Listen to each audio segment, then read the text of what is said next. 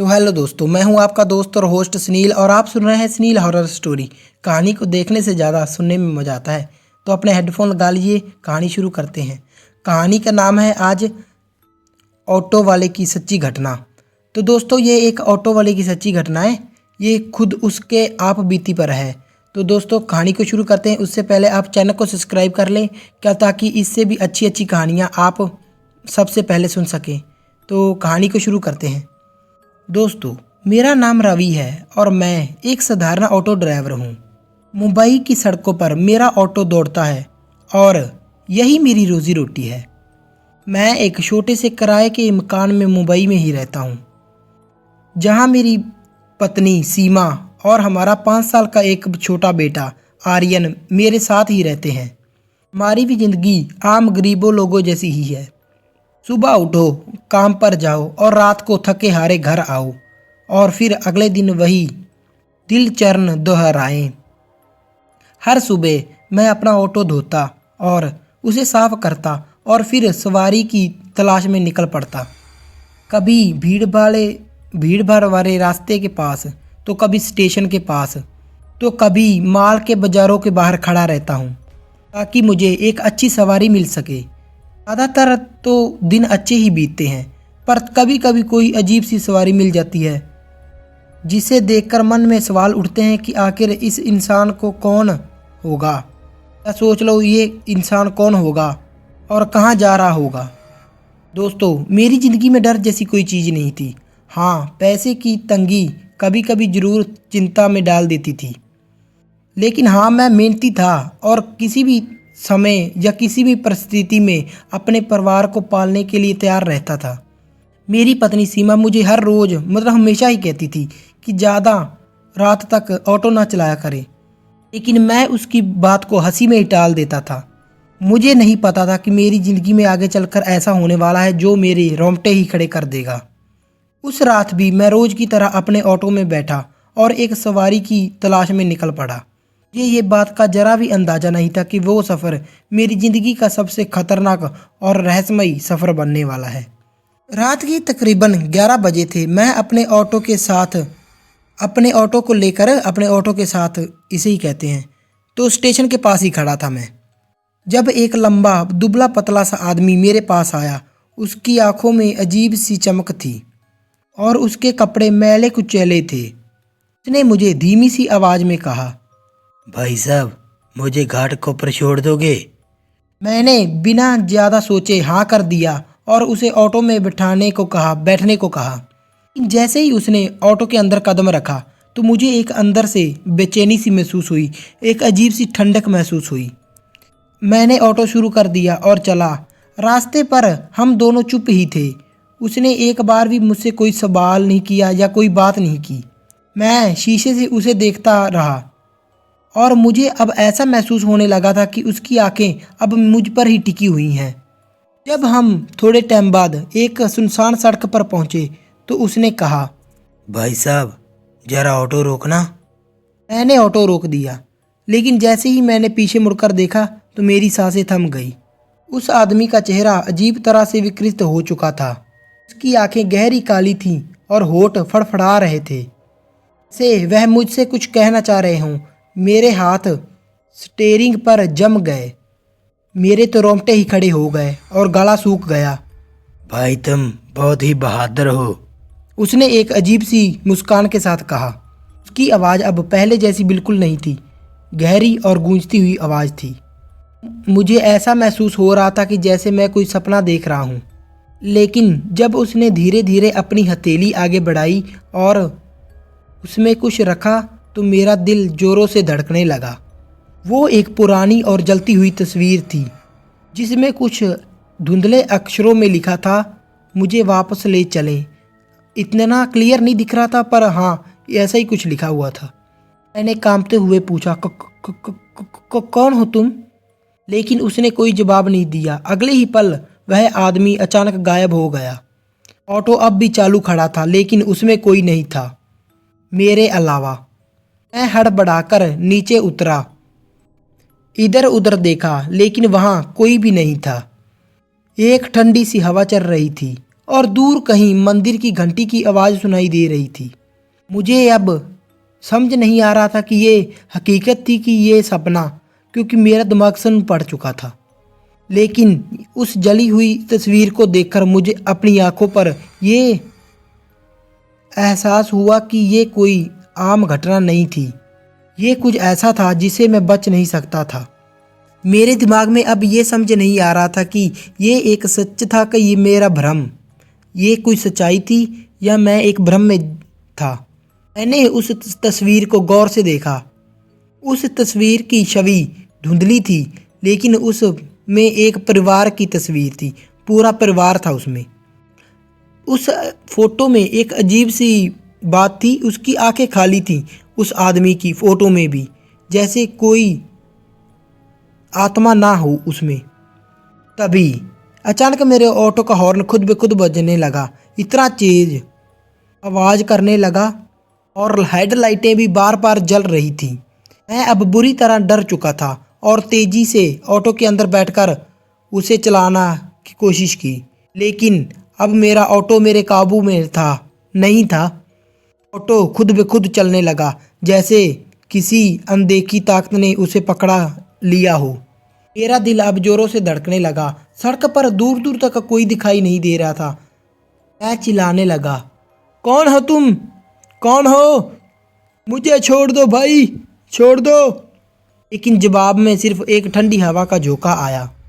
तभी मुझसे सामने एक टूटा फूटा बंगला दिखा, जिसकी खिड़कियां टेढ़ी मेढ़ी थी और दरवाज़ा हिल रहा था, ऐसे कोई अंदर से उसे खोलने की कोशिश कर रहा हो। अचानक ऑटो की गति अब कम होने लगी और बिना मेरी मर्जी के वह बंगले के सामने रुक गया।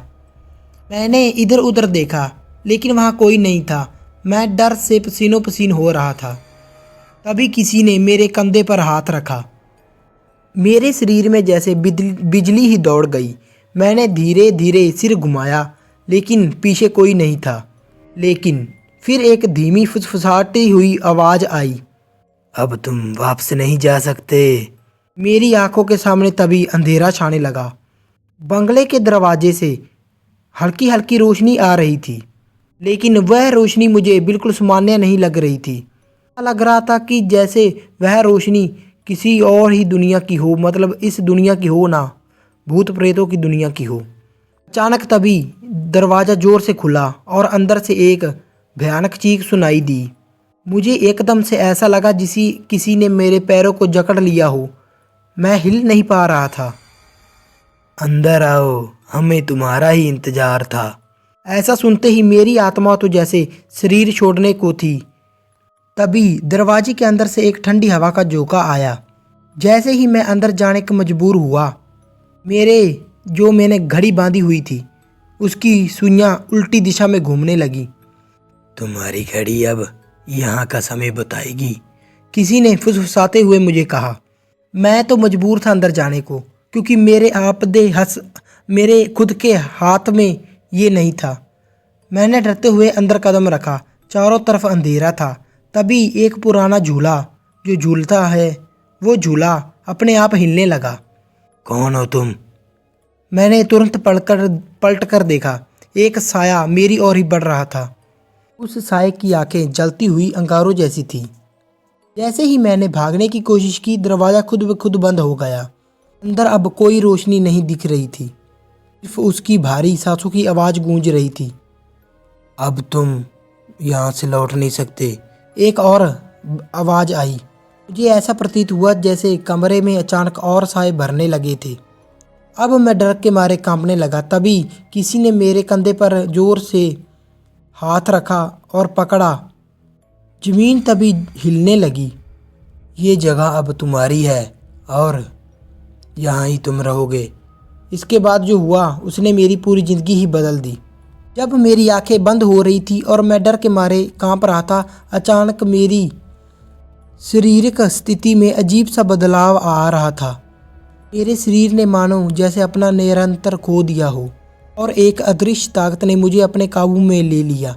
मेरी आंखों से सामने अंधेरे में साए दिख रहे थे, जिनकी चुपचाप मुस्कुराते हुए तो मेरे रोंगटे ही खड़े कर रही थी।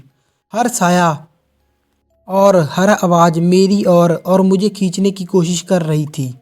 मुझे घबराहट और डर के मारे कुछ समझ नहीं आ रहा था। मैंने तभी जोर लगाकर अपने हाथों से दरवाजे को धक्का दिया, लेकिन वह खुलने के बजाय और भी ज़्यादा मजबूती से बंद हो गया।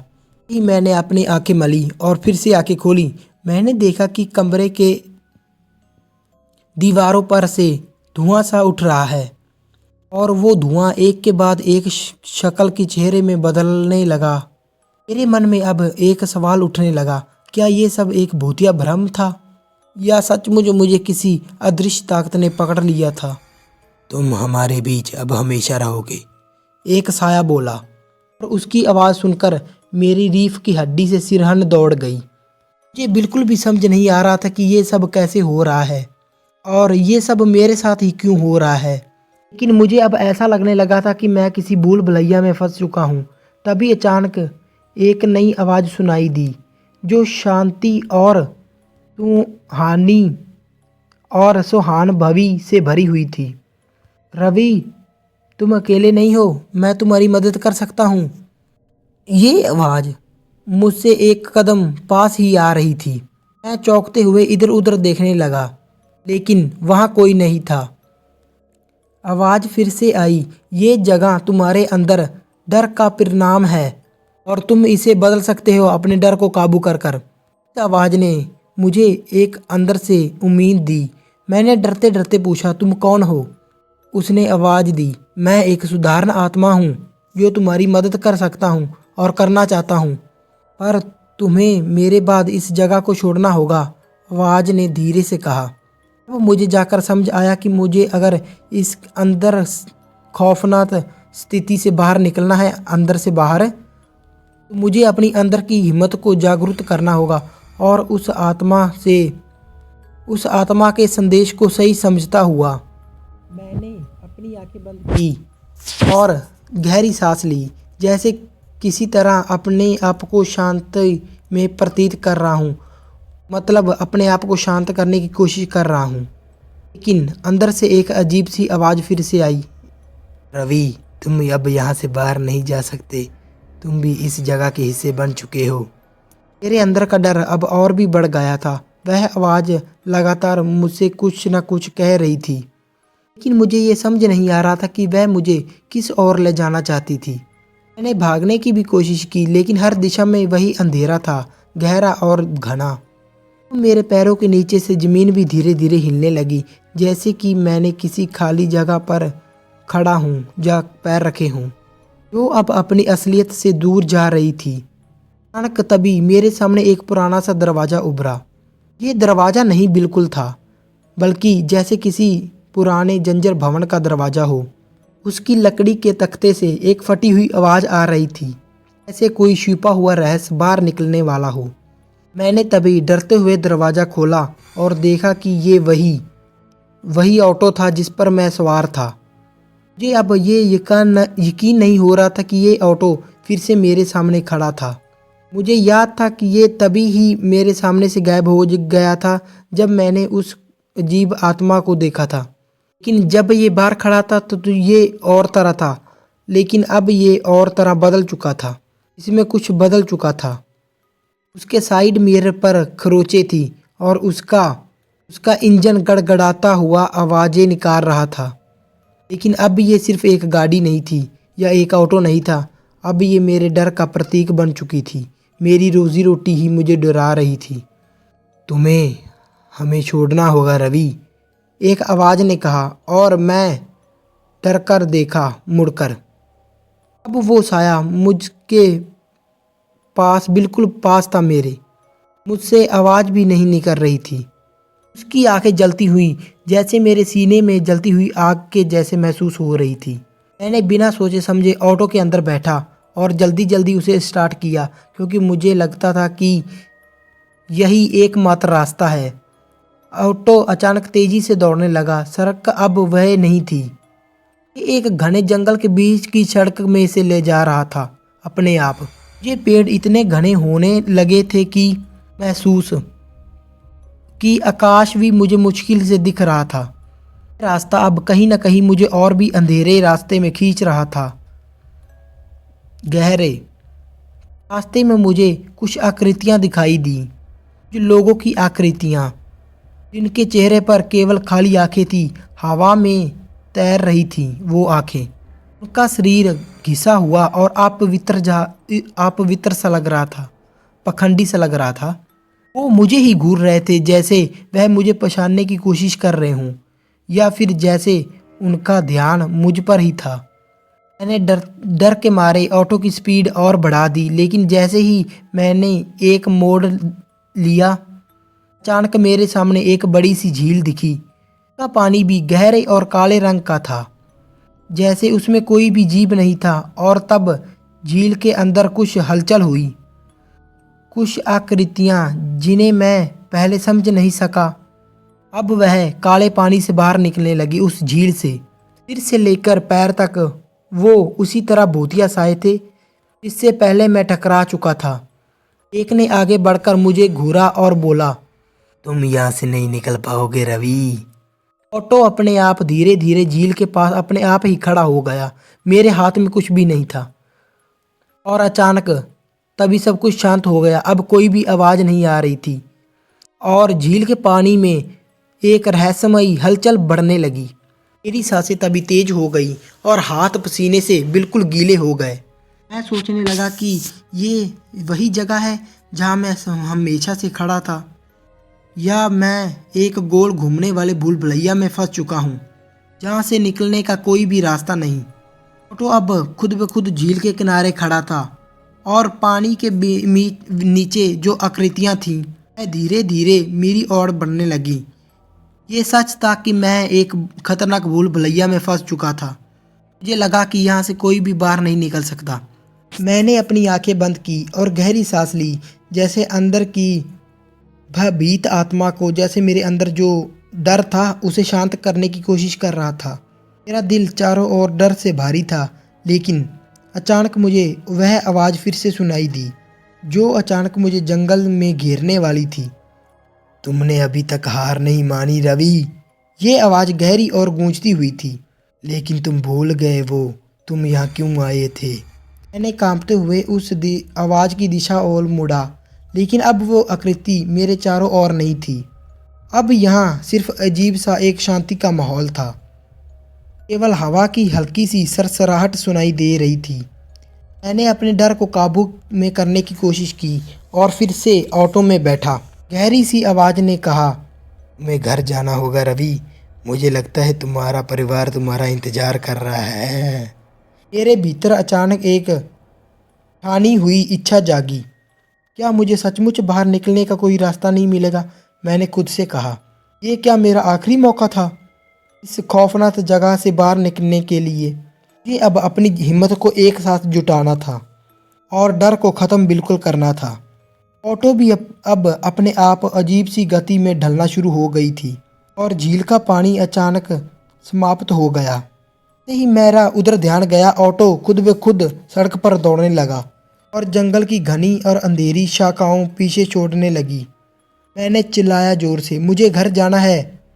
मुझे अब अपने परिवार के पास लौटना है। मेरा परिवार मेरा राह देख रहा है। सड़क अब धीरे धीरे साफ होती गई और आकाश में अब एक चांद की रोशनी फैलने लगी। ऐसे ही ऑटो में मैंने एक मोड़ लिया। अचानक मुझे सामने मेरी गली दिखाई दी।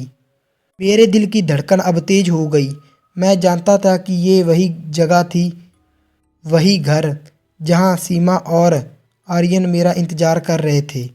ऑटो बिना रुके तेज़ी से मेरे घर की ओर बढ़ने लगा, लेकिन मुझे पता था कि ये सिर्फ मेरी इच्छा का परिणाम था।